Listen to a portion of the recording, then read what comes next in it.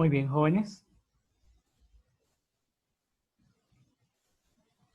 No sé si tienen preguntas de la primera parte o algún comentario.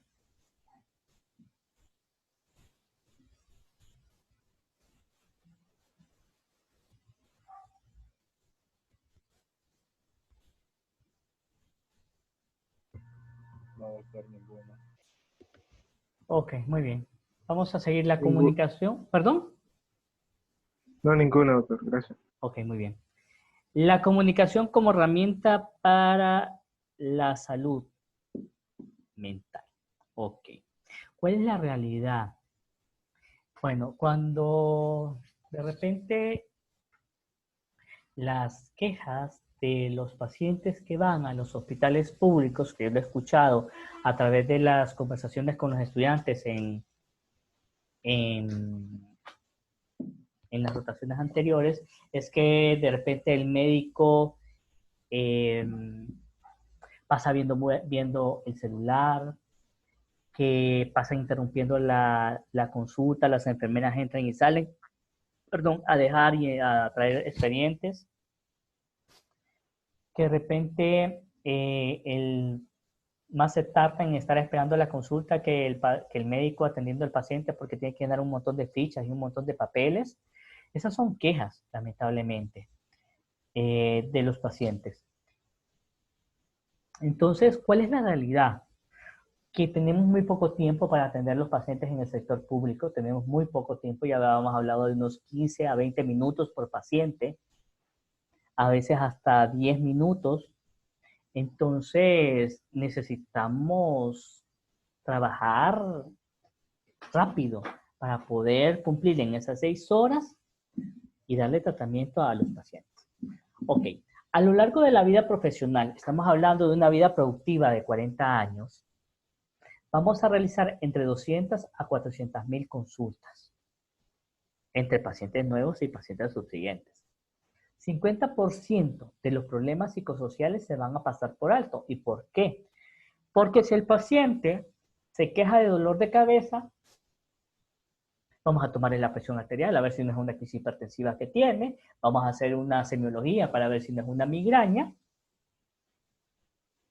pero tal vez esta cefalea puede ser por ansiedad o por depresión, pero nos enfocamos en otros aspectos mucho más importantes. Si hay un paciente ahorita, en este momento, con dificultad para respirar, ¿cuál sería el primer diagnóstico que nosotros tendríamos que considerar?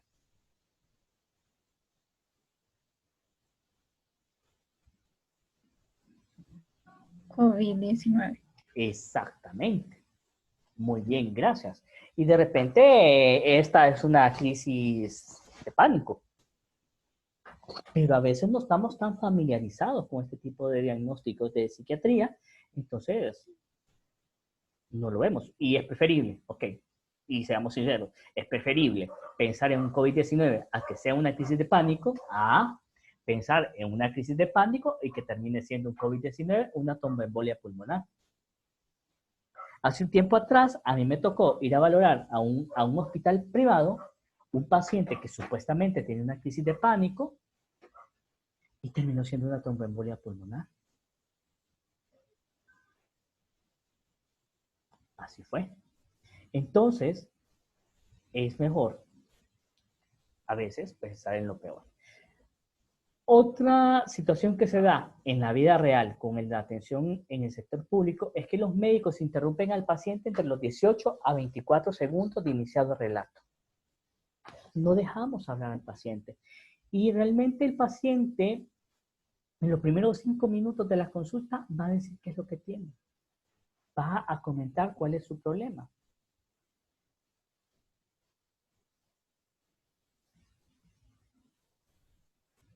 En esos primeros 5 minutos. Otra cosa, otro dato importante. El médico brinda escasa información al paciente. Seguimos siendo paternalistas, pero también tenemos que reconocer que el paciente necesita saber cómo se llama su enfermedad, cuál es el tratamiento que recibe, qué es lo que debe de hacer. Y de repente, el paciente le pregunta a usted, ¿cuál es la pastilla que toma para la presión arterial? ¿Qué es lo que les puede contestar el paciente?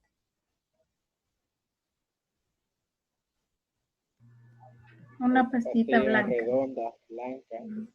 Exactamente, Omar y Brenda, una pastilla redonda, una pastilla blanca o amarillita con un tamaño de un grano de arroz o de un grano de maíz o un frijolito. Entonces, el paciente debe conocer cómo se llama su enfermedad, qué tratamiento recibe y cuál es el pronóstico. Ok, muy bien.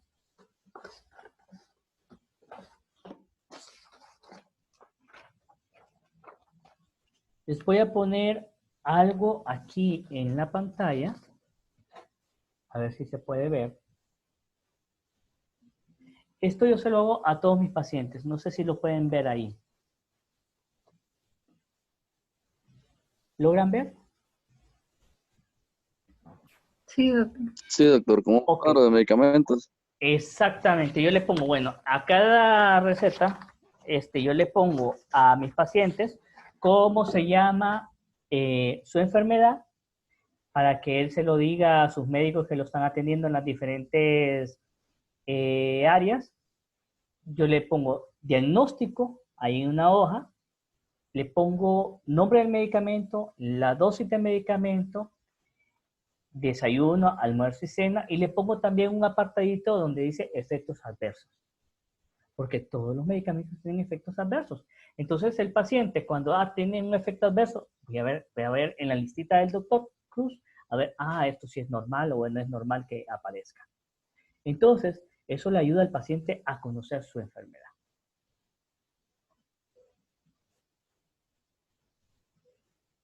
Bien, este es uno de los conceptos que a mí me gusta de comunicación para la salud. Hay personas que son muy buenas para aprenderse los libros, que son muy buenas para leerse la Harrison, la Schwartz, la Kaplan, la Williams, pero que no tienen capacidad de poder transmitir esa información. Entonces, incluso para comunicarse se debe tener un arte. Comunicación para la salud se define como el arte y la técnica de informar, de influir y de motivar a públicos individuales, institucionales y colectivos sobre temas relacionados con la salud. No solo basta con tener el conocimiento, se necesita la forma de que el público ponga atención. Entonces, necesitamos esa arte y esa técnica para poder influir sobre la comunidad. ¿Cuáles son las características de la comunicación de salud efectiva? La información que demos debe estar disponible. No vamos a hacer como la Iglesia Católica en la Edad Media o en la Edad del Oscurantismo, en que incluso las misas se daban en latín, que los indios íbamos a misa, pero que no entendíamos nada, solamente íbamos por ir, porque nos obligaban, pero no entendíamos nada de eso. La información que brindemos debe estar disponible. Ojo, con esto de la pandemia, varias revistas internacionales dieron libertad a que las publicaciones en relación al tema de COVID-19 esté disponible a todo el público. Eso es bueno, eso se necesita. No pagar 35 o 40 dólares por un artículo que podría servir para ayudar o atender o prevenir la infección. Entonces, es que esté disponible. Balance. Bien. Hay un tema controversial ahorita en este momento en Honduras. El tratamiento maíz. ¿Cierto? ¿Lo han escuchado?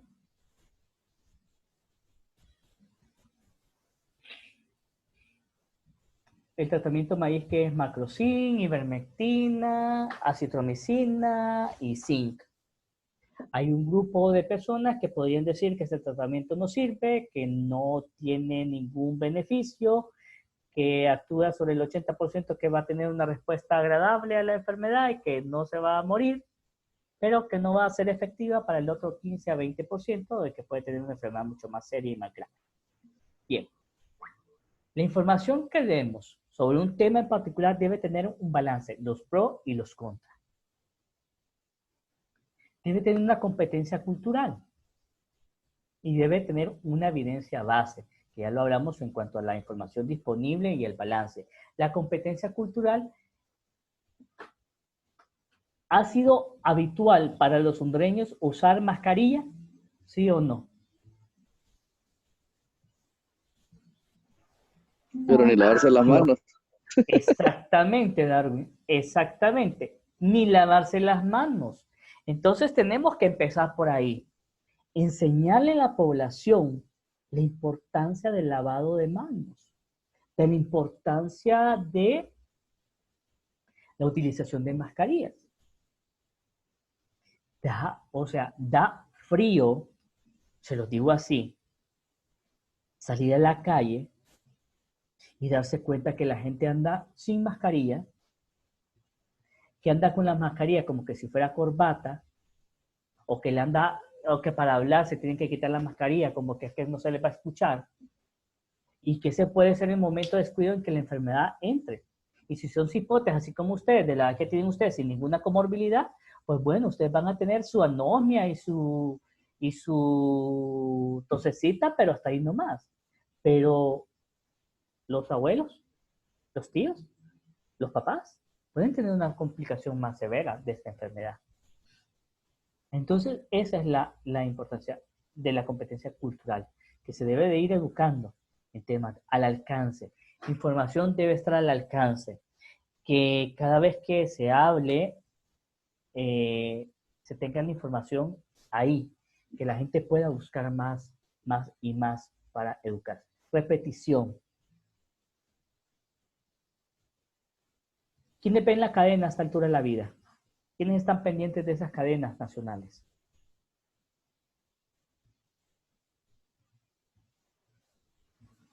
Yo ya Nadie. no. Yo creo que nadie. Lo único bueno, bueno, dicen que lo único cierto que dan en la cadena es la hora que lo da Francis Contreras. De ahí todo lo demás es pura mentira. Y espero no herir susceptibilidades. Pero la otra cosa, y que se ha repetido durante estos más de 100 días que estamos en confinamiento, es la importancia de la utilización de manos, llamar al 911, que nunca contestan, dicen, pero que hay que llamar al 911 si presentamos síntomas, que no hay que automedicarnos, y esa repetición hace que la gente como que vaya entendiendo la importancia de estas medidas. Información a tiempo. Eso es importante. De ahorita estar dando esta información para reducir el mayor número de contagios, reducir la mayor cantidad posible para que se rebaje esto y que la información sea entendible. ¿Para qué vamos a utilizar un lenguaje técnico muy elevado para que la gente no ponga atención o no entienda qué es lo que le estamos diciendo? No, hay que hacerlo de una forma amigable, de una forma muy entendible para la población. Bien, en toda actividad comunicativa en salud debemos de seguir estos pasos. Diagnóstico. Y esto lo vamos a hacer con estos grupos de médicos que van de casa en casa para ver cómo está la situación del COVID-19. La primera parte es el diagnóstico. ¿Cómo está la situación en Tegucigalpa? ¿Cómo está la situación en San Pedro Sula, en Marcala, en Intibucá, en Olanchito, en Choluteca, en Juticalpa, en Gracias? ¿Cómo está? Primero el diagnóstico. Estrategia. ¿Cómo vamos a educar a la población en el tema de COVID-19, en el tema de ansiedad o en el tema de dengue? ¿Cuál es la estrategia que vamos a utilizar? Vamos a ir de casa en casa, vamos a ir preguntando por síntomas, a la vez que vamos a preguntar por síntomas, vamos a hacer pruebas rápidas, y si salen negativas, pues vamos a hacer énfasis en la importancia de mantener el distanciamiento social, en la importancia de mantener el uso de la mascarilla, el lavado de manos. Esa va a ser la estrategia. No vamos a esperar que los pacientes lleguen a los hospitales enfermos, sino que vamos a ir a las colonias, a los barrios, a los caseríos, a las aldeas, a educar a la población. Y si el paciente sale positivo a través de la prueba rápida, pues hacerle el hisopado, pero también educarlo para que si no tiene síntomas, si no hay síntomas de gravedad, pues educarlo para que esté encerradito en su casa y evitar mayores conflictos. Esa es la estrategia. La intervención, así lo vamos a hacer. Entonces, lo que ya utilizamos como estrategia, lo vamos a poner en práctica en la intervención. Ya el grupo se organizó, yo voy a tomar las muestras, el otro va a apuntar, el otro va a recoger los números de teléfono para estar monitorizando a esta gente y hacemos la intervención. Y el monitoreo lo vamos a hacer diariamente o a la semana para ver si están cumpliendo con las medidas de distanciamiento social, si la gente no está saliendo a las calles, si la gente se mantiene el aislamiento domiciliario, si la gente se toma el tratamiento, y así está haciendo el monitoreo. Y después de realizar el monitoreo, vamos a evaluar cuál es el impacto que tiene esta estrategia y esta intervención que hicimos para reducir los casos de COVID-19 o para reducir los casos de dengue en la población. Entonces, con dengue la estrategia sería ir a las casas también, pero buscar así como la untadita, que era tan famosa, que es tan famosa, y reducir que hayan llantas llenas de líquidos o agua estancada para reducir los criaderos de zancudo. La intervención sería encaminada a enseñar a la población la importancia de no tener botes llenos de agua donde se pueda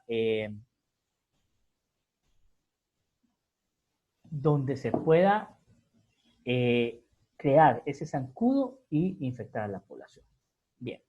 Técnicas educativas para la salud. ¿Sobre qué vamos a dialogar? Y se los digo desde ahorita. Yo sé que este tema en particular es algo tedioso, pero los temas que vienen a continuación me gustaría que fuesen más interactivos con ustedes, que participen más para que esto se vuelva mucho más entretenido. Entonces, ¿sobre qué vamos a dialogar? Eso es importante. ¿Con quiénes nos queremos comunicar? No va a ser lo mismo llevarle un tema a niños, adolescentes o ancianos. Por ejemplo, Camilo, ¿está por ahí Camilo? Sí, doctor, acá estoy. Ok, gracias Camilo por estar ahí. Si Doctor, tuvieras ¿me escucha? sí, te escucho. Camilo, si tuvieras que hablar sobre un tema en particular con niños, ¿qué estrategias utilizarías para poder captar la atención de los niños en ese tema? Bueno, utilizaría cosas que atraigan a los niños, como por ejemplo los dibujos animados o cosas infantiles, juguetes. Muy bien, correcto. ¿Alguien más? Vamos a ver. Idalia.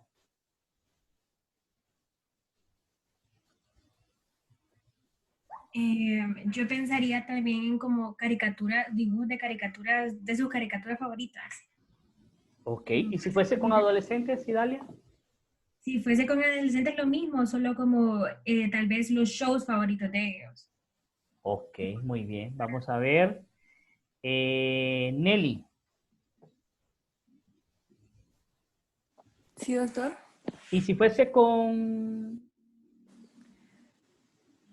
ancianos? ¿Cómo sería qué estrategia utilizaría usted? Con ancianos. Pues yo usaría como bastantes dibujos o algo que sea más fácil para ellos comprender. No sé, casi como eso. Ok, Nelly, ¿y sería, ok, con adolescentes sería formal usted la conversación que usted tendría con los adolescentes? ¿Sería muy formal? No, trataría de adaptarme más a poder comunicarme de la manera en que ellos se comunican. No es lo Exacto. mismo hablar con adultos que hablar con jóvenes. Exactamente. Entonces, la Ujú. misma estrategia que usted utilizaría con adolescentes o con niños, no la podría utilizar con los adultos mayores. Entonces, Ujú. a eso vamos. Muy bien, gracias, Nelly, y a todos los demás que participaron, porque tenemos que saber con quiénes nos vamos a comunicar para buscar las estrategias para hacerlo. ¿Cuál es el camino que invitamos a recorrer? ¿Cómo lo vamos a hacer? ¿A través de qué recursos? ¿A través de qué medios, acciones? Es más útil y productivo entablar ese diálogo. Bien, ahí tenemos 3 imágenes. En esta primera imagen que vemos acá, estamos hablando probablemente de la lactancia materna. Ese tema, ¿a quién les interesaría? El tema de lactancia materna.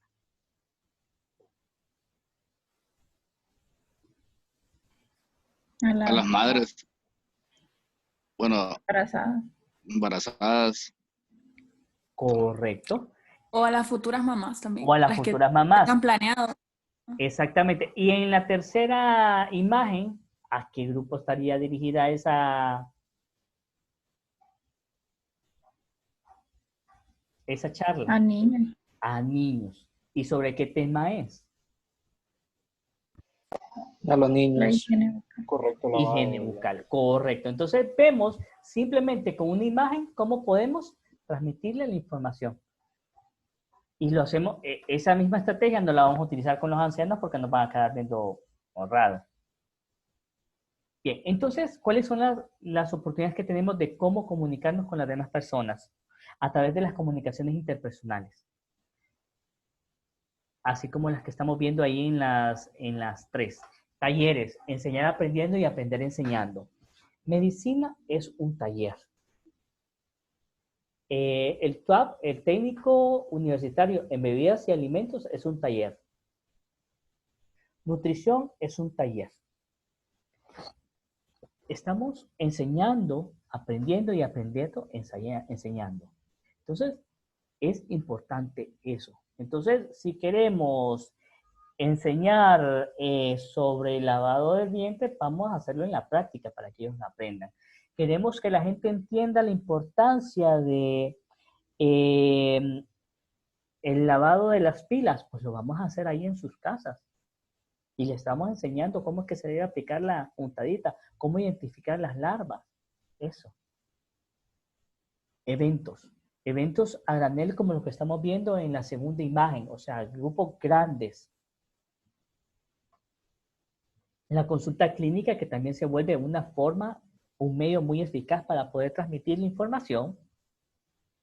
Actividades recreativas, porque también podemos hacerlo. Ustedes hablaban de mopeds, hablaban de, sí, de mopeds, estaban hablando de videos, de caricaturas, eso podríamos utilizarlo con los muchachos.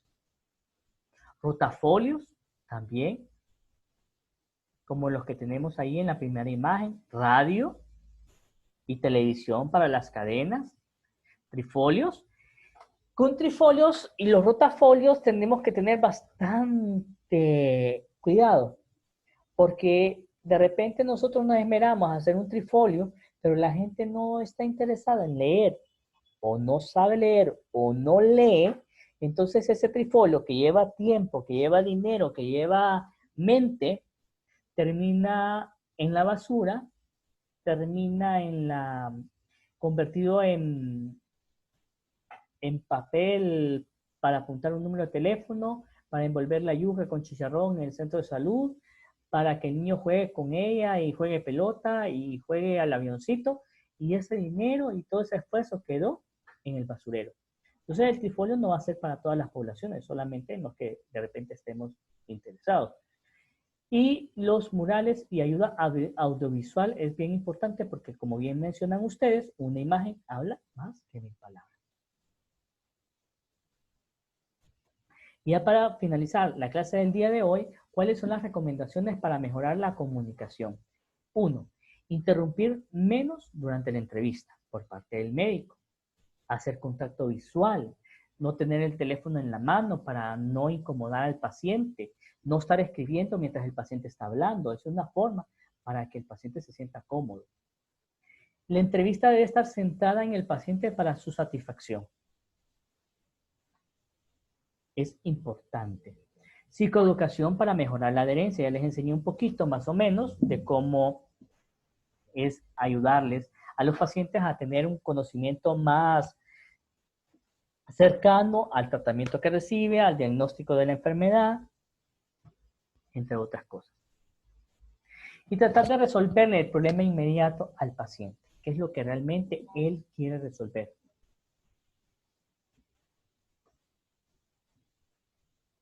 Y hasta aquí el día de hoy, las clases jóvenes. Gracias por haberse conectado. Hay 9 estudiantes conectados. Tal vez aparecen los otros muchachos que creo que...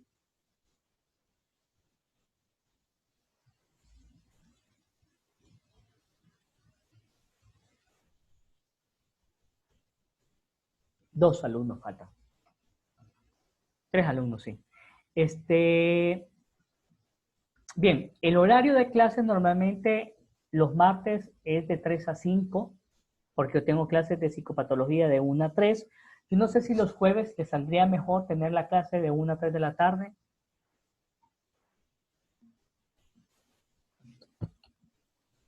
Por mí está bien, doctor. ¿Y por los demás? Sí, doctor. Sí, doctor. Ok. Ok, el jueves nos conectamos a las 3 de la tarde, entonces, y los martes siempre a las 3. Así que si no tienen ningún comentario, estas clases van a quedar grabadas. Yo les voy a mandar el link para que ustedes tengan los audios y tengan todo esto para que puedan repasarlo. Doctor, los lunes a la 1. O Los martes martes, perdón. Sí. a las 3 de la tarde y los jueves a la 1 de la tarde. Si no tienen inconveniente. Ok.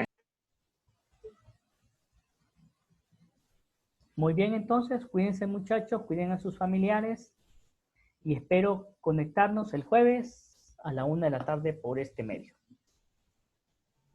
Gracias, doctor. doctor. Gracias, Gracias, doctor. Denle un gusto y ojalá que el jueves participen más, por favor.